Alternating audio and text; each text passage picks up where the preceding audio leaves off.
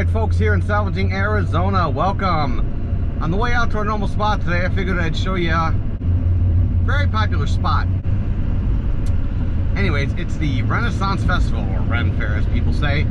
Not really my scene, but a lot of folks really like it. It gets really popular. In fact, coming back tonight, I'm probably going to deal with some serious traffic. But let's head out to our spot and do some scrapping. Well, alright, here we are at our other spot here, and starting off with some brass. Yeah, here we are. Now, one thing I was going to bring up is about this type of scrapping is this type of scrapping ain't for everybody. Okay, as I mentioned before, you know, I was a police officer for 24 years, so I'm pretty familiar with firearms. And as you can see down the way there, people are shooting all around me. Now that doesn't bother me. I'm used to that. Just like anything in regards to firearms, you got to be safe. And when you're out here scrapping, you got to be safe as well. A few things. Make sure you're at your own spot. Now in an earlier episode, I was at a spot that was very large, and they had parked way at the front and I was the back, and I already talked to them and knew they were going to stay up there and I was back here, and I'm comfortable with that. That's fine by me. I can hear guns going off all day long. It doesn't bother me. But if you're going to do that, you definitely got to talk to that person and make sure everything's all right. Ooh, now here's a little good spot. A lot of people don't see this, but here's some good amount of brass. Let's get this picked up here. But you definitely got to watch what you're doing. You got to watch where people are shooting, as we see down there. Now, I may go a little bit like right out to here, but while they're there, I'm not going to go way out that way, okay? Because I'm past the line of fire. It's not safe. Never know, a bullet could take a weird ricochet. And we just keep on finding brass, aren't we? I'm gonna hit that spot once they leave. It's a good amount today. Like I said, Sunday nights, man. Sunday nights. It's because you get some good amount of brass. And this is a cut shell. If you watch Iraq Veteran 8888, good old Barry talks about how to make these. It basically turns a regular number 8 birdshot into a type of a slug. Watch their video. Oh, look at that stripper clip. There you go. For a 5.56. Get some brass scattered about here. Let's see here. Oh yeah.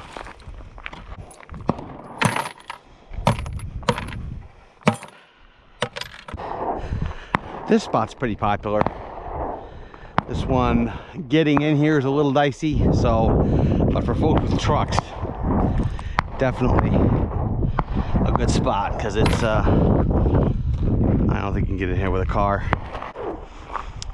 I'm gonna go down to about right here is as far as we're gonna go forward. And we'll work along this little berm here. A lot of people shoot up on the berm and their brass comes down. I find a lot of brass down in here, a lot of steel as well, as you can see. You see all this steel here. And as you can see, I mean, it's the amount of rounds it's just shocking, really. The sheer volume of shells that get popped off out here. I'd say in the last few years, and I'm not even exaggerating, at least a couple thousand pounds. Because I mean, each time I go there, I'm taking in 300 to 400 pounds of steel casings, and I've been doing that for 5 years. So, okay, we're gonna grab some steel. I like to get my brass first. Then you go working on the steel. Let's go go out here and get this. All right, let's start in here. All right, folks, this is from our one spot here. This is the steel, and this is the amount of brass. This is just from one spot. And one more here, and another there. All right. So here's one case where a magnet like this will really come in handy, other than just picking up with your hands. You can see we have a lot of rocks, a lot of debris, a lot of stuff, but as you see, you can just work your way through, and this will pick your way. And of course, we're finding also the brass that goes in amongst the rocks as well. So you just work your way back and forth, and you're picking up stuff as you go. And this way, you're not having to dig your hands or gloved hands, whatever, down into the rocks. You get there, get your brass, get your steel, and there you go. Another brass. Boom. Okay, we're gonna move on to another spot. So we mainly found a little bit of steel here today at this spot. Okay, got a little bit of steel here, and as you can see, only a little bit of brass. However, and there's a couple more. However, what's the old military saying? Ounces equal pound and pounds equal pain. Well, in this case, ounces equal pounds and pounds equal payment. So we'll keep piling up the brass, and we'll see what we get at the end. Now I want to show you guys also something that they're doing nowadays. They're doing what's called nickel plating or copper washing steel. Now these both look like copper. I'm sorry. These both look like brass, correct?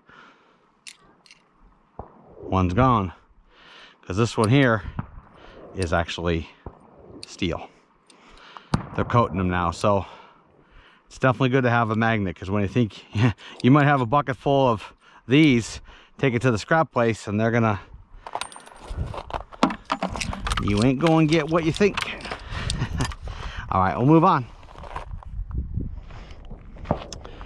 Okay, here we are at another spot. Saw a few brass coming up here. As you can see, the sun is going down. Wow.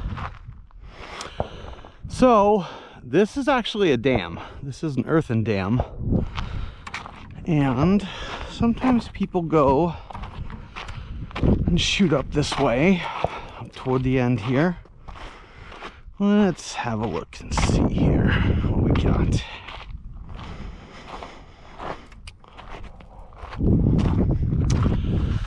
Oh, and there we have a view of the superstitions.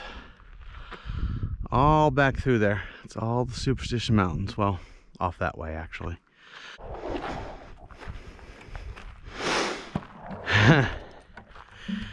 Well, looks like we done, wow, okay. I wasn't expecting to see this. Let's get some gloves on.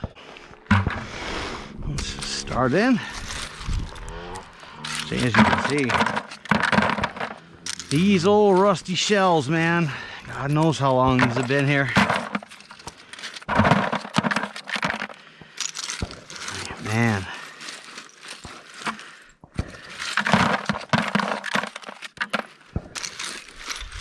Just turning all this old steel and the new steel.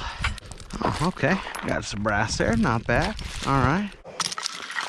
And this is where the gloves come in handy. In fact, these were my work gloves. These actually have a lining of Kevlar in them. Now, they're in no way ballistic protection, but from what they said is that they are slash resistant. So if you're coming up against an edged weapon, then should work on that. And it definitely works on this stuff, because as you see, like when you get down, I mean, there's some pretty sharp stuff. All right, well, as I mentioned in one of my earlier videos,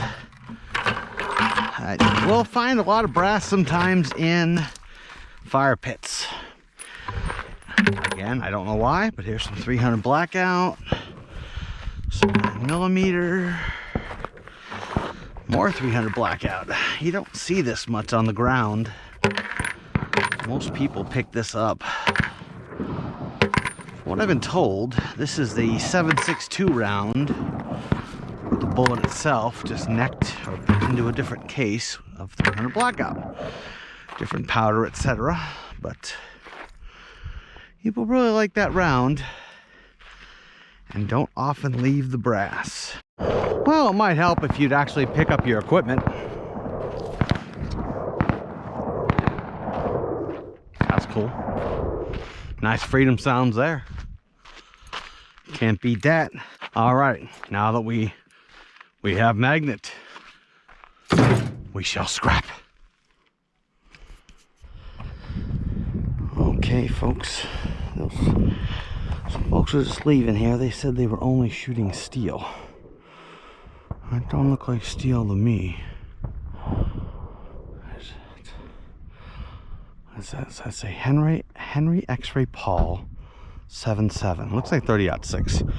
All that sure. Here's that X-Def defensive munitions. Never seen that before. That is a new one. And well, we're just gonna start getting the ounces for payment. Like I said, Sunday nights, this is the best time, because even though they said they were out here shooting steel, obviously other people were out here prior to them and they were shooting a bunch of brass, and we are going to pick that up. One thing also for scrapping in the desert, especially now that it's getting springtime, water. Gotta drink that water, man, because that will sneak up on you. There's another one. Damn. You'll be out there in the desert doing your thing, hiking, scrapping, doing whatever. Next thing you know, things start looking a little fuzzy. Things start getting a little weird on you. That's because the sun is having its way with you. I've never had heat stroke, but I have had heat exhaustion. And let me tell you, that is an ass kicker. Another good one, damn. Remember, I went for a ride once in the summer. Went a little later in the morning than I normally did, and I thought, oh, it's only low 90s, big deal, I can handle that.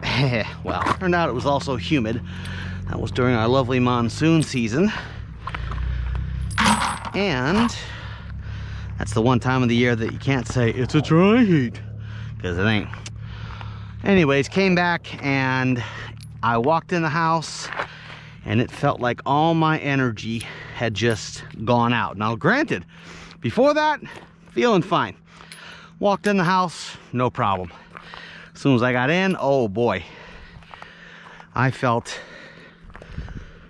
like the weight of the world come down on me. So anyways, I had to sit down, get in front of a fan, start sipping some water.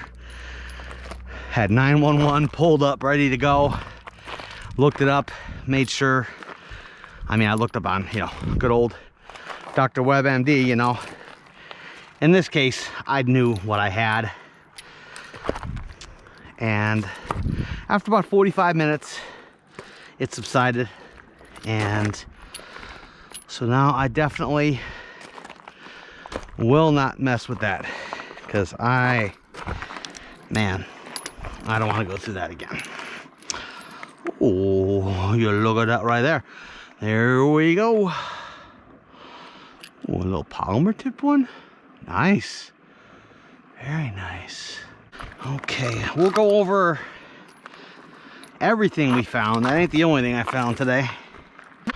Oh man, they were just popping off the 9 here like it's no tomorrow. Let me get the bucket.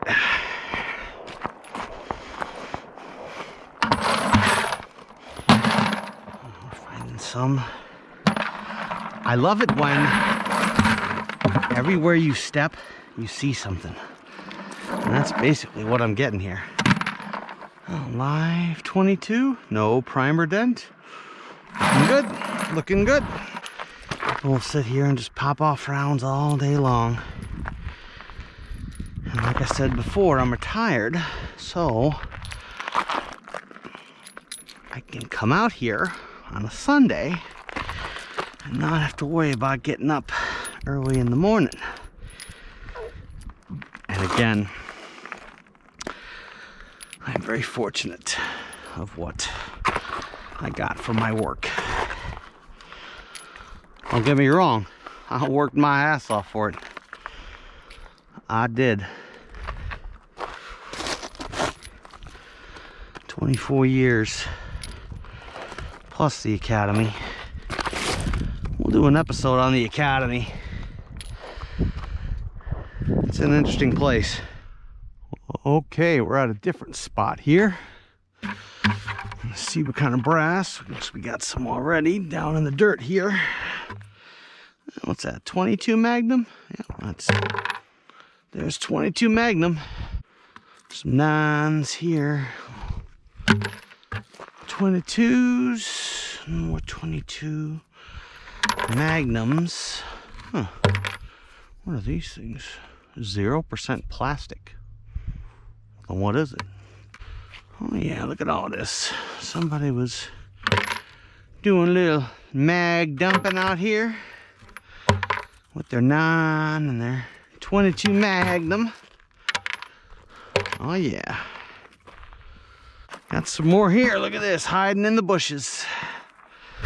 Oh, this little... See, when it gets that burn on it too, it's hard to find it. A couple more 22 Magnums. Some more 9s. This was better than I thought it was going to be. Thought it just had a few. But turns out it's got more than I thought. Not too bad. As you can hear, still, even on a Sunday night, people are out here shooting. But I will say this, like I talked about earlier, coming on a Sunday night, if you're gonna scrap, I'd say Sunday would be the best. What is that, steel? Yeah. Because, not just because there's more stuff, of course, that's the biggest reason, but less people, way less people. You come here on a Saturday afternoon, Saturday evening, Friday evening, it's gonna be packed. There's gonna be a lot of people out here. And if you're just scrapping, I don't do that. I don't like taking up a spot just to scrap when somebody could be out here shooting.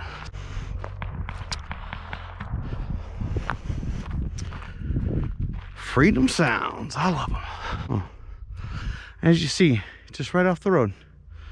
Just pull in here, get your berm, got a backstop. No range fees, nothing. And you get this. What would you rather look at? Gray walls of a shooting range or this? I'll take this, thanks. Well, let's hit up another spot. Well, okay, folks, here we are at another spot. This one doesn't have as much in it. In fact, they did a pretty good job cleaning it. There's some interesting stuff over there I want to show you guys, but one thing I also wanted to show you is this is the best spot for views. I hope the sun isn't messing with you, but I don't know if you can see it, and I wish I was better with the GoPro, but that is Weaver's Needle out there. Weaver's Needle is part of the Lost Dutchman gold mine lore. It is part of that. If you look it up, you'll read the whole thing of it, but there's a trail that goes to it, and it's very beautiful. I've actually, years ago, had a friend who took me on a helicopter ride, and we got to fly around that. That was cool. And what I wanted to show you guys, which I saw when I first pulled up, was back in the day was a brand called Norinco. Now I say back in the day because I'm here in America, and those came out of, these were Chinese ammo, and back in the day, this was the Norinco stuff right here. had this weird copper case on it. And it's also got the year, 91. So in 94, thanks to good old Slick Willie, this Norinco stuff was banned. And it's pretty cool because you don't see it shot very often, and it has the date on it. You won't see anything after 94, at least not here in America. So we're gonna pick this up. This is cool. This is 30-year-old ammo right here. Somebody dug this out because you ain't buying this on the shelf. Oh, there we go, a few more 357 Magnums. All right, I'll take that. Some brass 9. Yeah, this is cool. I really don't see this stuff anymore.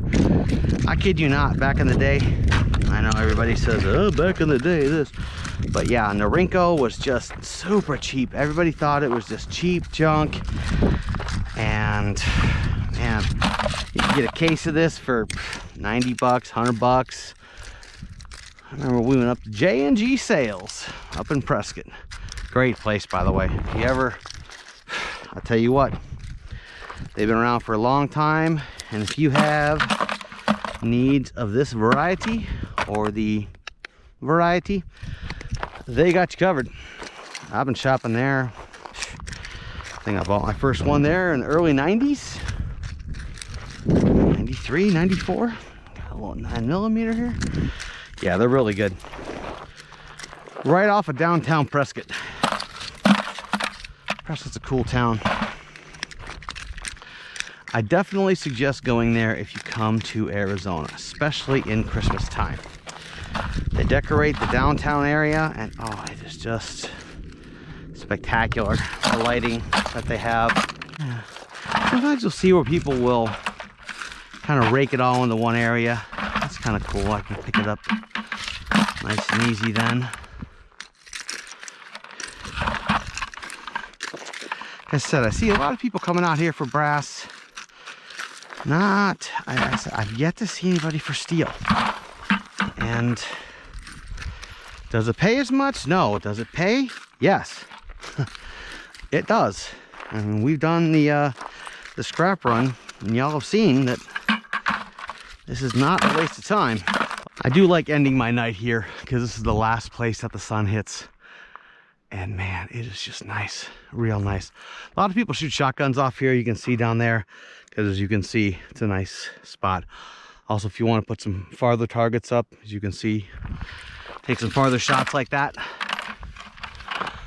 Let's see here. Let's get the rest of this Norinco here. Let's have a look. Another steel case nest. Wow, man, I'm just running into these. I may have said earlier something about like when I go out I get them all. No, I don't get them all. I've said that, but I get a good amount, and I can tell you right now, this was not here last time I was here. I mean, this is hundreds of shells. I might get 2 buckets here before the night's done. Okay, folks, in Scavenging, Arizona, let's check out our haul for the evening. Good amount of steel. Good amount of steel. This is just me taking it, so, you know. Oh, here's another stripper clip. And so we got steel, we got the Norincos. You know what? That's going aside too. So we got the steel, and like I said about brass, you know, ounces equal pounds, pounds equal payment. Is this a huge amount? No. Is it some? Yes. Keep gathering that up. You're going to get brass. Brass pays very well. Now let's go on to the cool stuff we found today. Found a base plate to an ETS Glock mag. I will have use for that. Got our 1991 version of Norinco 7.62x39. 3 live 22s, 2 live 223s. I believe these are 30-06. If y'all could tell me, that would be great. This has King Adam, and then King Adam, then 7.3. And this has Henry X-Ray Paul and 77. So if y'all could inform. Got a 38 special steel case and a 505 by 39 steel case. Again, he's going for the casing display for my grandson, just different, all the different types. You know, I got 38 special in brass, but I didn't have it in steel. So, and oh, and a little bit of a cleaning rod. So, can always use that. These are good to have, like when you go out shooting, throw these in your range bag. If you got a pistol, some gets lodged in the barrel, knock it out. So, we'll keep that. Other than that, we had a great time today. We're gonna head out another day, keep tuning in, and we'll keep finding more stuff.